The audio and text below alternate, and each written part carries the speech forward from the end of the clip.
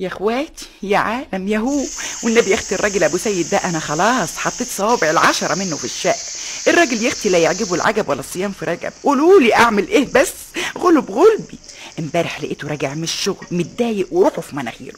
بيني وبينكم صعب عليا معلوم، قلت اكلمه اسليه اهون عليه شويه. طبعا يا حبيبتي خالتكوا بامبا ست من تفهم وتعرف في الاصول برضه. رحت قاعده جنبه وضحكت.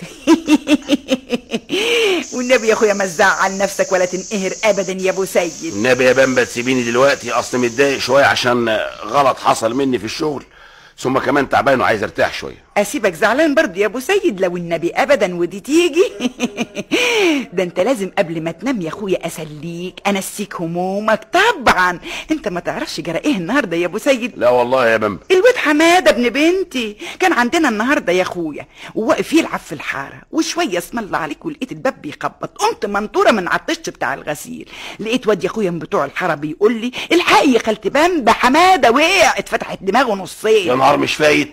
ركبني بعد عنك العصبي وركبي ثابت، وخرجت جري من خضتي ما حطيتش حاجه على دماغي. لقيت الواد حماده العفريت بيقول لي وهو عمال يضحك، هي وضحكت عليك يا ستي وضحكت عليك يا ستي، وبقى واقف مسخسخ على روحه من الضحك. والله يا شيخ انا اللي روحي سخسخت. ولا الست نوسه اللي ساكنه فوقينا ما عرفتش جرالها ايه النهارده؟ اتخانقت يا اخويا مع جوزها عوض الله قناع الرب السما، بقى صوتهم جايب لاخر الشارع، واخرة المتمه جرجروهم هما الاتنين بزفه لحد الكراكون. يا ساتر يا رب. ولا البت بنتك يكبد عليها مالها رخرة؟ مش جت النهارده يا اخويا ودمعتها على خدها ووشها ينبر زي الكركم.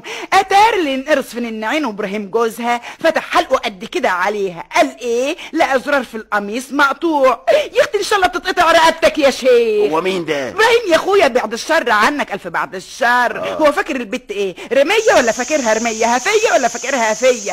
لا ده انت ما تسكتش على الحكايه دي ابدا يا ابو سيد. طيب بس الحكايه دي بقى نتكلم فيها بعدين في وقت تاني بقى. وقت تاني ليه يا اخويا؟ ما احنا فيها اهو. انت لازم تبهدله دلوقتي حالا توريني مقام وانت سامع. يا ستي سامع. طب وقلت ايه؟ قلت استغفر الله العظيم. استغفر الله العظيم من ايه بقى يا ابو سيد؟ منك ومن اعمالك ومن فعايلك. بقول لك متضايق يا استهانم قرفان، تقومي تيجي تزوديني وتزودي همومي على هموم. اعوذ بالله انا خارج يا ستي. خارج رايح على فين يا ابو سيد؟ رايح اقعد على القهوه اشوف واحد صاحبي يسليني ويخفف عني. يا اختي يا ندامه، امال انا بعمل ايه يا سيد؟ ما انا بسليك اهو بخفف عنك يا اخويا. بقى تيجي وتركبي لي هموم على هموم، وهموم النهارده وهموم امبارح، وتحط ده كله على دماغ وتقولي بسليك. ده نكد ايه ده العالم؟ شوفوا يا اختي الراجل اللي ما يتمرش فيه حاجه ابدا. بقى ده جزاتي برضه. في واحد يلاقي مراته حامله همه وقاعده تلاغيه وتسليه يقوم يسيبها يا اختي ويخرج. والنبي لو واحد غيره كان تقلني بالمال، لكن اقول ايه؟ ماليش بخت مع حد ابدا يا اخواتي.